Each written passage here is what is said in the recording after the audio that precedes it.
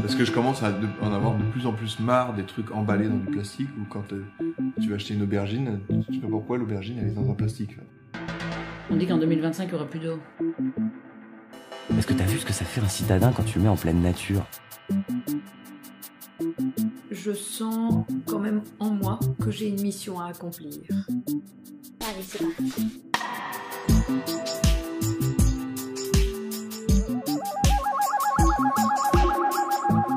La vie va où ? Un podcast proposé par Fanny Blondeau.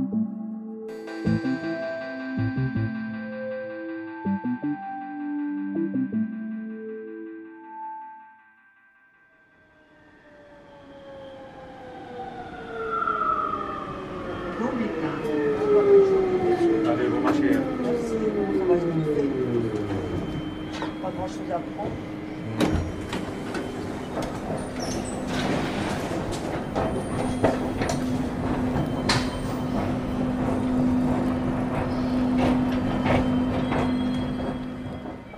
Chers auditorices, ce mois-ci nous parlons de zéro déchet. Vous avez sans doute déjà entendu ce chiffre, mais en Europe, environ 500 kilos de déchets sont produits par an et par personne, soit plusieurs milliards de tonnes. Et je ne sais pas vous, mais moi, ça me donne un peu le tournis. Il y a environ 5-6 ans, en jetant ma poubelle hebdomadaire un soir en bas de mon immeuble, j'ai décidé de ne pas remettre un nouveau sac et d'essayer de réduire mes déchets. Peu à peu, les courses en vrac ont pris place dans mon quotidien et le zéro déchet fait maintenant partie de mes habitudes. Et puis, en discutant de ce principe avec mon entourage, ma mère a voulu essayer. Alors, après quelques recherches pour savoir ce qu'il y avait autour de chez elle, je l'ai emmenée au magasin Day by Day, géré par Alice. Il y a 7 ans, Alice a décidé d'ouvrir ce magasin de produits en vrac. Pourquoi ? Car cela faisait sens pour elle, pour l'environnement et pour le monde. Elle s'est lancée dans cette aventure et grâce à elle, le quartier de Oisem, en plein cœur de la ville de Lille, s'est métamorphosé. Et lorsque vous parlez de zéro déchet dans ce coin-là, je vous assure que le nom d'Alice est sur toutes les lèvres. Épisode 12, au jour le jour, avec Alice. Salut, ça va et toi? Mais oui, ravie de te rencontrer en vrai. Mais oui. On se connaît, mais... On se connaît, mais pas tant que ça. Tout ça. Bonjour mademoiselle. Ça va? Ça va et toi? Ouais. C'est juste checker, c'est peut-être pas... Allez, ok. La famille, en fait, tout ça, donc mais des fois, il les referme un peu vite. Ouais.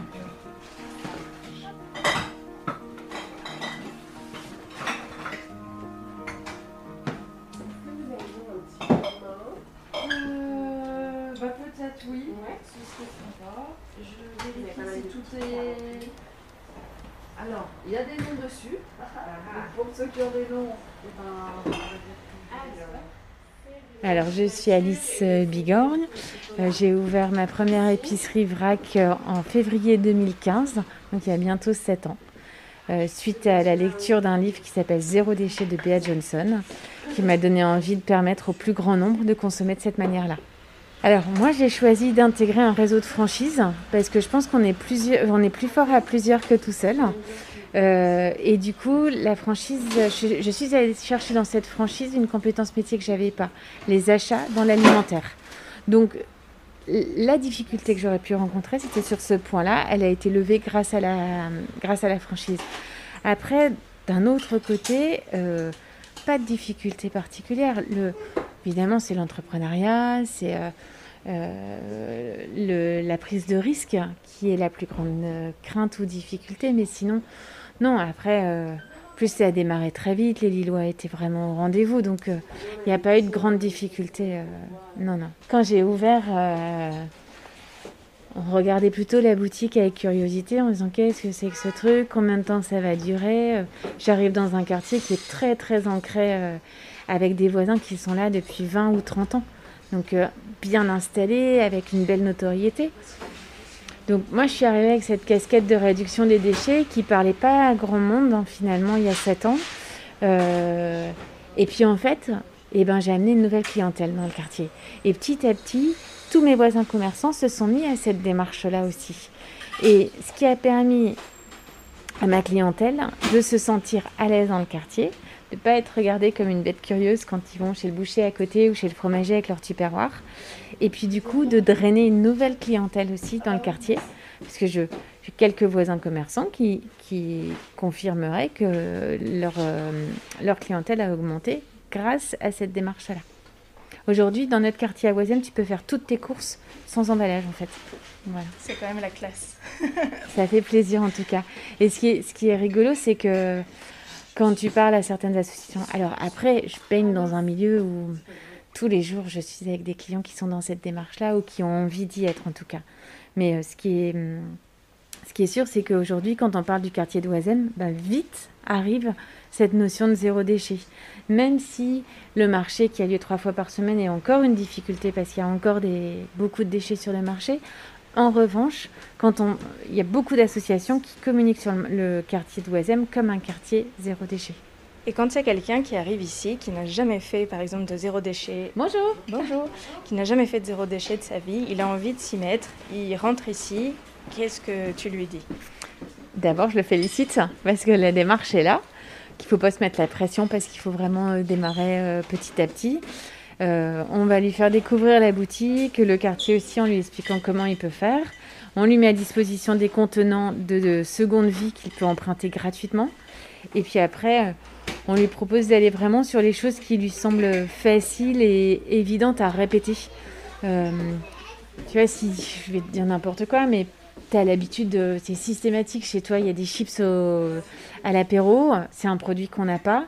Je vais te proposer d'en tester d'autres, mais si c'est un incontournable chez toi, il vaut mieux basculer sur autre chose qui sera plus facile. La farine, par exemple, farine et sucre, c'est des produits que tout le monde achète. Voilà, de petit à petit, rentrer sur des produits faciles, sans se mettre la pression, avec idéalement son contenant, et puis de prendre l'habitude petit à petit d'avoir son contenant. Bonjour. Et qu'est-ce que tu pourrais dire à des gens qui... Enfin, moi, j'ai rencontré quand même pas mal de gens qui me disent « Non, mais c'est trop compliqué de faire du vrac. » Moi, j'ai souvent ça... moi, je ne considère pas ça difficile parce que c'est quelque chose qui est rentré dans mes habitudes. Mais j'ai beaucoup de gens qui ont la flemme, entre guillemets, de faire leurs courses comme ça en vrac. Est-ce que je peux encaisser Anne-Sophie ? Oui, bien sûr, il n'y a pas de souci. Voilà. Ça va ? Tu as dit pour répondre à la question. Bah oui. Et juste, je trouve que c'est vrai que c'est quand même une mise en place à faire avant. C'est toute une organisation à faire. Pour les bocaux, encore, c'était assez facile. Par contre, c'est vrai que l'organisation avec les autres commerçants, il faut un plat pour le poisson, un plat pour le fromage, un plat pour ci. Et ça mérite quand même une organisation à faire à la maison. Donc, c'est pour ça que je pense qu'il y a certaines barrières pour encore des personnes pour passer le cap. Et puis en plus, avec le Covid, on est revenu en arrière. C'est vrai. Le fromage, il prend plus, il y en a plein qui prennent plus. Bonjour. Donc voilà. Une fois qu'on est bon, c'est bon. Hein. Ouais. Moi, j'ai une partie dans ma voiture où j'ai déjà tous mes sacs, une partie pour mon vélo, une partie... Et voilà, c'est tout un truc à réfléchir quand même. C'est sûr. Après, il ne faut pas se mettre de pression. Enfin, là, Anne-Sophie, ça fait longtemps qui est fidèle depuis vraiment un long moment, au début, tu n'achetais pas tout ça. Non, c'est petit à petit, en fait, tu augmentes ton choix. Donc, Anne-Sophie, déjà, elle a 2 enfants. Donc, tu vois, c'est pas que les célibataires ou les gens faciles. Tu vois, là, il y a des quantités quand même qui vont durer des semaines. Ah oui, il faut plusieurs prendre des petits-déj, je crois. Ça, j'ai pas compris au début. Alors, au début, j'avais ça. Et en fait, il faut des grands contenants. Comme ça, on revient moins souvent. Voilà. Oui, sinon, je viens tous les 2 jours. Enfin, c'est pas que je vais pas venir chez toi. Tu non, sais mais bien. du coup, ça t'enlève des contraintes. Tu te dis, moi, je peux pas faire mes courses tous les jours, quoi. Enfin, c'est pas possible. En plus, ça fait peur parce que tu te dis, si je fais ça, je vais dépenser beaucoup d'argent à faire mes courses tous les jours. Enfin, je vais pas m'y retrouver. Donc, l'organisation se met petit à petit en place. Voilà. Et puis, voilà, c'est ce que je veux dire. À un moment, on n'est pas des ayatollahs du zéro déchet. On fait tous un effort.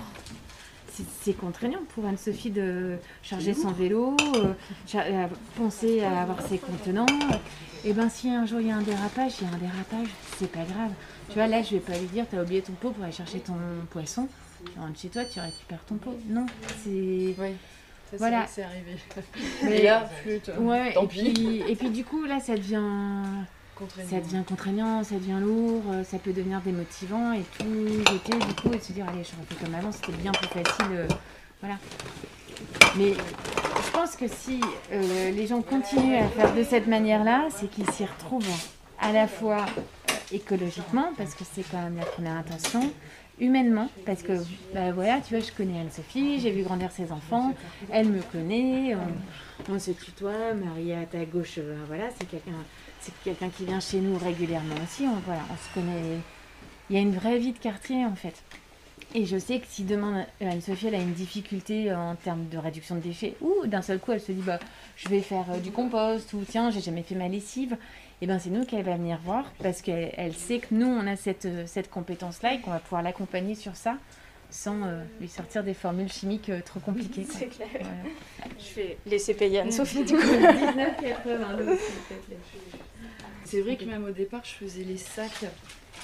Je suis revenue en arrière. Parce que j'avais pris ces sacs-là. Et en fait, je devais tout retransvaser chez moi. Et en fait, c'était pas pratique. Oui. Donc j'en mettais partout.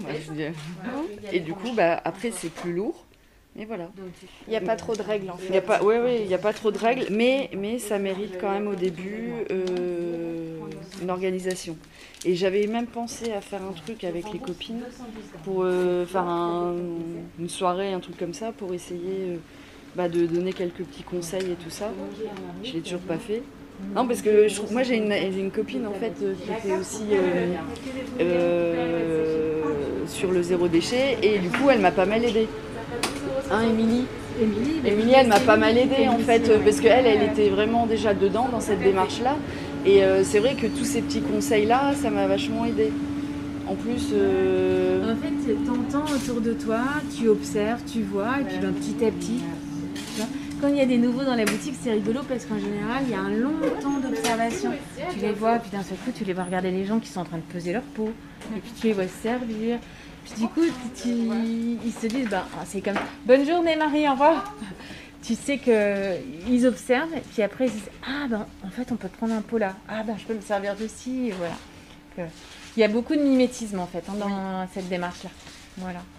Mais c'est quand même bien, c'est vrai, d'être quand même accompagné dans ce genre de démarche parce que c'est vrai que tu peux rentrer ici, être complètement perdu et te dire je ne sais pas comment ça fonctionne, se sentir même limite un peu honteux et de se dire moi je ne sais pas trop comment ça fonctionne. Donc c'est vrai que cette démarche d'accompagnement et surtout de déculpabilisation, de dire mais en fait c'est pas à c'est pas grave si on a oublié un truc. Mais c'est ça. Oui voilà, c'est ça, il n'y a rien de grave. Voilà, il n'y a rien de grave. Tu vois, moi j'ai 2 ados à la maison, je te donnais l'exemple des chips tout à l'heure. De temps en temps, il y a un paquet de chips qui rentre à la maison. C'est pas grave. À côté de ça, tu vois, elles ont 16 et 19 ans. Ça fait 7 ans qu'elles se lavent les cheveux avec du shampoing solide. Donc l'équilibre entre tous les flacons en plastique de shampoing contre quelques paquets de chips une fois de temps en temps, c'est pas grave, quoi. Ouais. Mais c'est vrai, t'as raison, hein, cette déculpabilisation, parce qu'il y a eu un moment, puis même des fois quand j'allais chez... Et je me disais... c'est vrai, j'essaye de prôner le zéro déchet et je vais chez quelqu'un et ce serait bien que j'arrive quand même avec mes bocaux, des choses comme ça. Et en fait, en même temps... Des fois, tu arrives, des fois, tu n'y arrives pas, puis c'est tout. Mais c'est des petites intentions qui font que le message passe et que du coup, ça sème des petites graines. Et tu vois, demain, Anne-Sophie, j'imagine que si tu offres des fleurs, tu les enveloppes soit dans un morceau de tissu, soit en tout cas, elle va éviter de demander au fleuriste l'emballage plastique, quoi. Ouais. Et du coup, forcément, la personne qui va recevoir les fleurs, ça l'interpelle. D'abord, ça met encore plus en valeur les fleurs parce qu'on voit que les fleurs et pas le plastique qui est autour. Et puis, voilà, ça fait des petites étincelles et puis chacun avancera à son rythme. Le tout, c'est d'avancer, en fait. Voilà. Merci, madame. Allez, à bientôt. Une bonne journée alors. Bonne course. Merci. Je m'arrête là aujourd'hui. Remarque, ça fait les muscles. Hein. Ouais. On peut dire ça. Ce que disait Anne-Sophie, au début, elle a démarré avec les sachets tissus, ce qui est hyper pratique parce que c'est léger. Du coup, c'est léger à l'aller, c'est un peu moins lourd au retour. Mais il faut transvaser encore à la maison. Puis des fois, il te reste 3 poignées dans ton sac et tu te dis, mince, qu'est-ce que j'en fais? Enfin, le fait de venir avec tes bocaux directement, tu as tout de suite la quantité qu'il te faut. Voilà.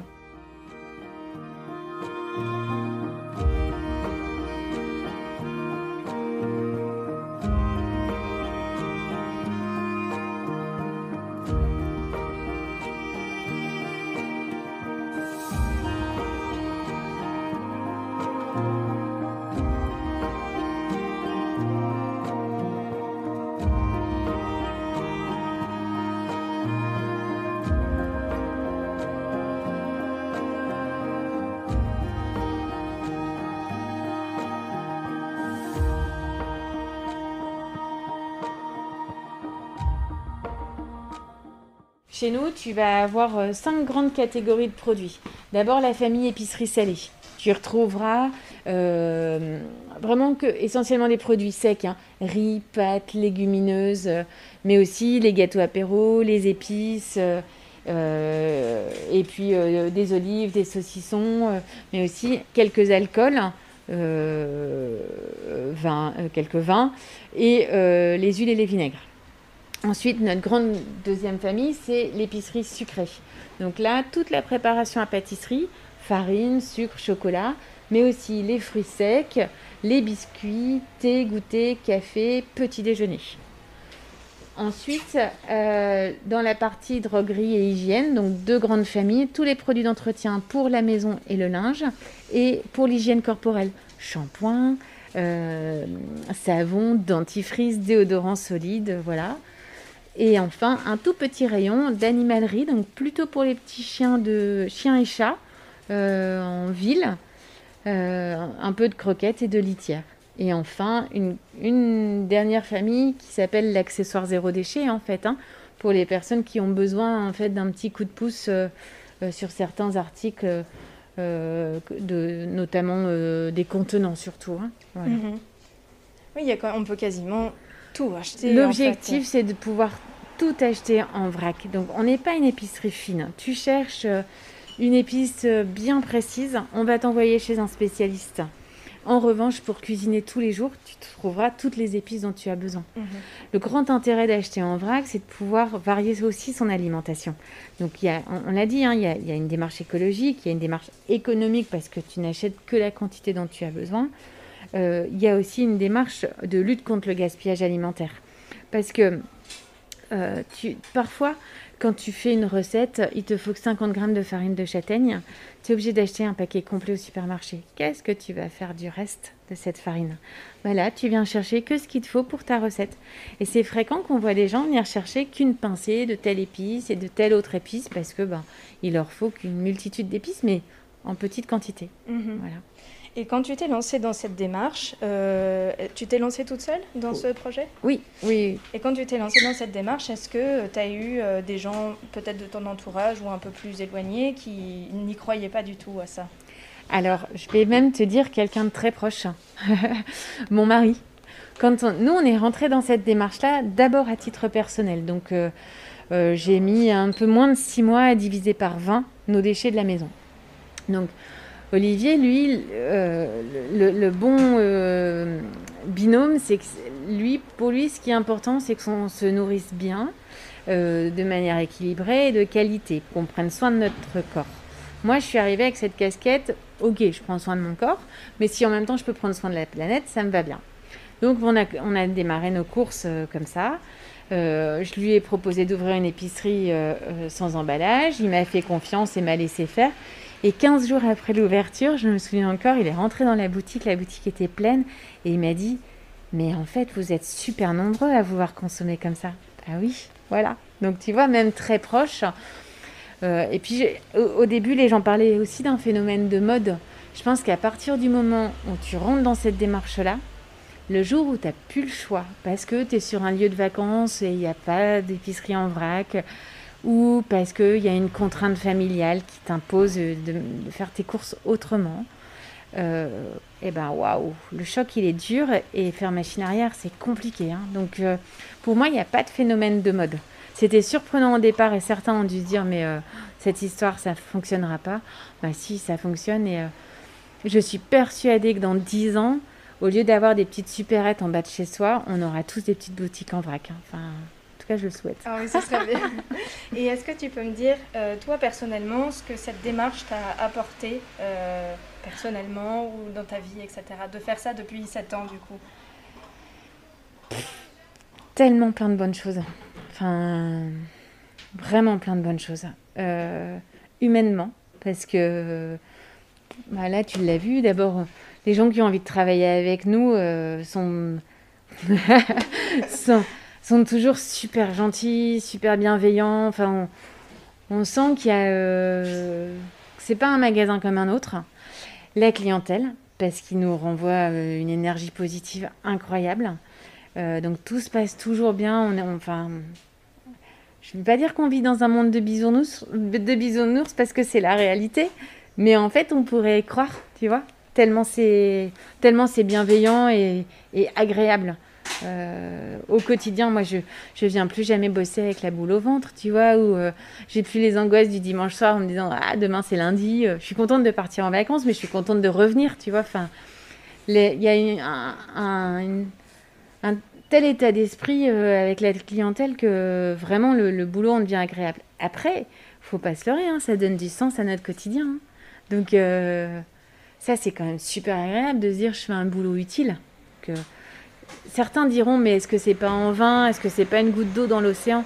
Aujourd'hui, on a 3 épiceries vrac sur l'agglomération lilloise. Si je prends ma seule erreur, c'est de pas avoir demandé aux gens de peser leurs poubelles le jour où ils ont démarré le vrac et 7 ans après, tu vois, on aurait pu estimer l'économie de déchets qu'on a réalisée. Mais voilà, les 3 épiceries tournent bien, on a du monde, on a donné envie à des indépendants de s'installer. Donc en fait, ça pullule. Donc les bienfaits sont là et on va récolter tout ça très vite, quoi. Donc, Et je sais aussi que parfois tu sors du magasin pour aller faire des interventions aussi ailleurs. Oui. Tu peux m'expliquer un peu ce type d'intervention que tu fais? Alors l'idée c'est de lever les freins. Parce que tout à l'heure tu m'as demandé mais c'est quand même contraignant ou il doit y avoir des difficultés pour venir faire ses courses comme ça. En effet, certaines personnes ont peur, c'est comme le disait Anne-Sophie, hein, c'est toute une organisation. Donc quand j'interviens à l'extérieur, c'est de montrer cette démarche-là, montrer qu'on n'a pas besoin d'habiter dans une cabane dans les arbres et d'être en tongs toute l'année ou d'être un militant engagé sur les manifs tous les week-ends. C'est de se dire qu'un citoyen lambda, quel que soit son budget, et j'insiste sur le quel que soit son budget parce que parfois on nous dit c'est plus cher.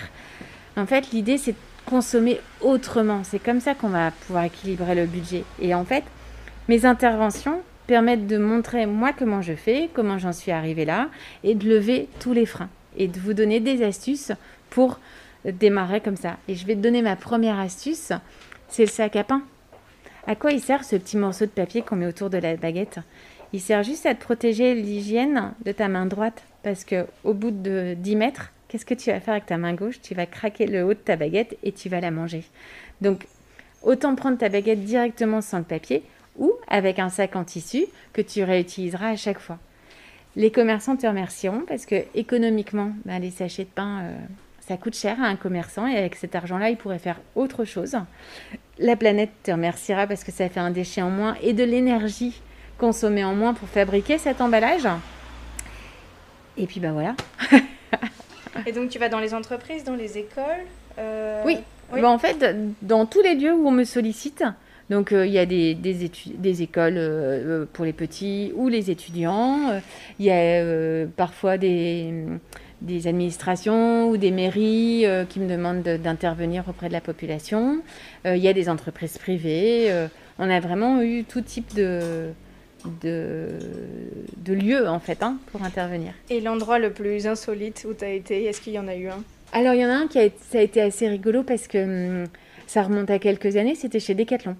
Decathlon m'a demandé d'intervenir et moi j'ai un passif chez Decathlon. J'ai travaillé longtemps chez eux et en fait ce qui était intéressant c'est que mon intervention ouvrait une réunion qui avait comme sujet comment on fait pour supprimer les petits cintres jetables qu'on a sur les packaging des chaussettes et tu vois tout ça. Comment on fait pour supprimer les packaging à court terme. Et là où c'était assez surprenant et amusant, c'est que dans l'assemblée, il y avait quelqu'un avec qui j'avais travaillé il y a longtemps, qui était le fournisseur officiel de cintres de la marque. Et on était en train de lui dire, toi, demain, il faut que tu te renouvelles parce que tes cintres en plastique, on n'en veut plus en fait. Et j'ai trouvé ça vraiment pertinent d'intégrer ces personnes-là en amont pour se dire, attention, il n'est pas question de mettre la clé sous la porte, il est question de travailler autrement pour que écologiquement, on soit bien plus propre à l'avenir. Donc ça, c'est un moment qui m'a marqué, ouais.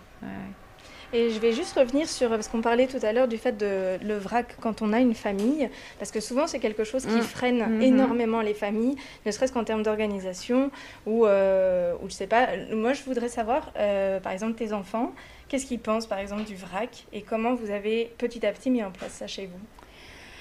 Alors, quand on a démarré, donc les filles étaient quand même beaucoup plus petites. J'en avais une qui avait donc 12 ans et l'autre 9 ans. Elles ont trouvé ça intriguant. Elles ont beaucoup aimé venir faire les courses avec moi parce que c'est rigolo, hein, on peut se servir, on voit les produits, on peut choisir et puis on peut tester.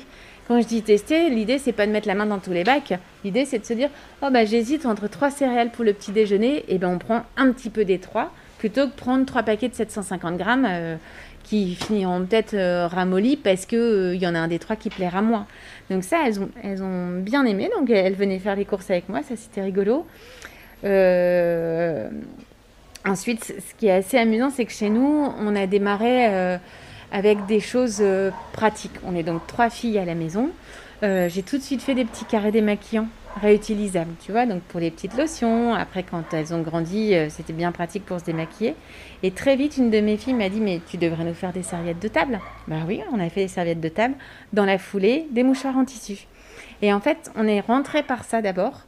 Et ensuite, chaque espace de la maison, dans la cuisine, dans la salle de bain, dans la lingerie, petit à petit, on a remplacé. Et non, elles en sont... Je pense qu'elles en sont assez fières parce qu'en grandissant aussi, elles ont compris l'impact. Hein. Voilà. Bonjour. On a de la chance de pouvoir voyager et un jour, ma plus petite a eu la chance de voir des tortues nager près d'elle. Elle est ressortie de l'eau, elle m'a dit, ça y est, j'ai compris maman, ton histoire de paille et ton histoire de déchets. Donc tu vois, en me disant, j'espère que dans quelques années, on les verra encore ces tortues. Donc l'impact, il est là, l'engagement, il est là. Je réitère, hein, c'est pas toujours facile. Mais tu vois, c'est rigolo, c'est mes filles, quand elles sont invitées à une soirée entre potes, c'est elles qui font les pizzas, parce qu'on fait les pizzas maison. Donc il y a tout un truc derrière qui a un impact même sur les copains. Donc ouais, non, c'est ultra positif. Et en fait, on a l'impression que le vrac ici, en fait, c'est quelque chose entre guillemets de nouveau, mais en fait, quand on voit avant tout ce qui est les gourdes, les mouchoirs, les sachets en tissu, le sac à pain, enfin moi, mes grands-parents faisaient ça. Bien sûr. C'est ça qui est fou, je trouve. En fait, le changement, il a eu lieu en 1974, l'arrivée du supermarché. Le supermarché est arrivé avec des solutions et un beau marketing qui disait, voilà, ici c'est la caverne d'Ali Baba, vous allez pouvoir faire toutes vos courses et tout emmener et puis pas revenir à chaque fois et vous stocker. Voilà. Et ça, c'est ce qui a éliminé le vrac et les petites épiceries qui existaient auparavant, hein, mais c'est arrivé avec une clé d'entrée de facilitateur. Moi, ma maman, quand j'ai ouvert l'épicerie, quand je lui ai dit je vais ouvrir une épicerie sans emballage, elle m'a dit mais tu te rends pas compte du retour en arrière. Enfin, pour elle, c'était un choc. Alors, après coup, elle s'est rendue compte que c'était important et qu'il fallait que les nouvelles générations partent vers ça. Mais sur le coup, elle m'a même dit mais tu vas nous demander d'aller laver notre linge à la rivière, quoi. Mais je peux comprendre, je peux complètement comprendre parce que ouais, là on fait nos lessives nous-mêmes, on essaie de mettre moins de lessive dans la machine, on fait moins de lessive tous, on essaie de laver moins chaud, enfin limite il y a même des gens qui se passent de machine à laver aujourd'hui et qui reviennent à des lessiveuses manuelles. Ah ouais, il y a des gens qui se passent de frigo aujourd'hui, oui, tu vois. Donc je peux comprendre que sur ces générations-là, waouh. En revanche, la génération juste avant, mes parents, donc plutôt ma grand-mère, donc entre 85 et 95 ans, on va dire, hein, ces générations-là, se disent, mais c'est comme ça qu'on faisait. Voilà, on gardait tout, on conservait beaucoup de choses, on réutilisait, on ne gâchait pas. Voilà, ça ces gens-là trouvent ça normal. Voilà. En tout cas, je veux te dire, moi j'ai bien vu que ça avait énormément progressé. Mais c'est ça qui est chouette. En 7 ans. Je trouve que c'est quand tu vois toute l'évolution que ça a apporté, c'est dire que ça ne s'est pas cassé la figure non plus. On a pu en ouvrir d'autres. Ici, elle a agrandi, c'est la première fois que tu venais. Hein. Non, ici je connais, je suis déjà venue dans le magasin. Oui. Bonjour. Ici, quand j'ai ouvert, tu vois, ça s'arrêtait à l'arcade. Là. D'accord, voilà. ok. Il y avait une caisse. Le dimanche matin, j'avais la queue là à l'entrée. Voilà, j'avais la queue à l'entrée qui faisait tout, qui allait jusqu'au mur et qui venait là en caisse. Ah oui. On ne pouvait pas circuler dans cette boutique. En moins de 2 ans, on s'est dit, il faut qu'on trouve une solution. On a fait couvrir la cour. Du coup, notre réserve est partie dans l'ancienne cour et on a récupéré cette surface-là. Mais c'était incroyable, quoi. Incroyable. Ce qui nous a permis d'en ouvrir d'autres. Et, parfois, certains entrepreneurs me parlent de modèle économique. L'idée, c'est pas d'être milliardaire. Hein. Sinon, j'aurais ouvert une boutique Vuitton ou Hermès, quoi. Hein. Enfin, voilà. L'idée, c'est d'aider les gens à consommer comme ça et qu'on en touche de plus en plus. C'est vraiment ça l'impact.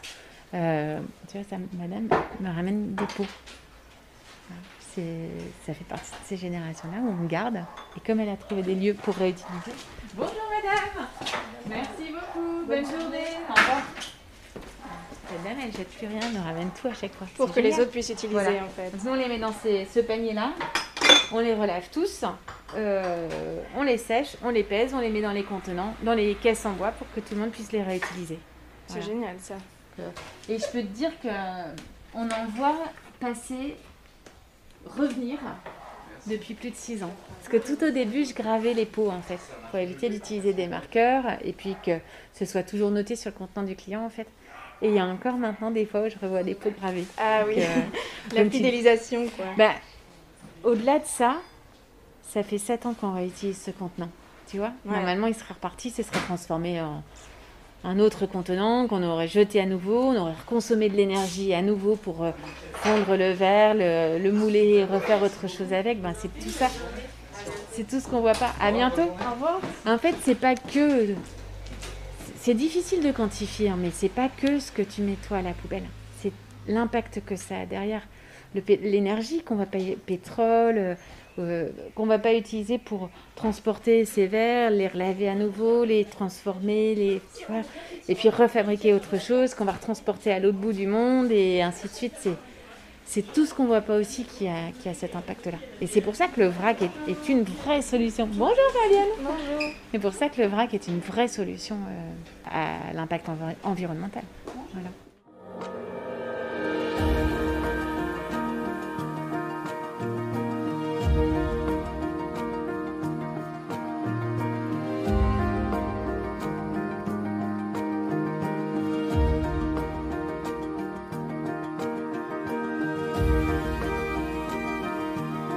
Si vous souhaitez en savoir plus sur l'épicerie d'Alice, vous trouverez toutes les informations nécessaires dans la description de l'épisode.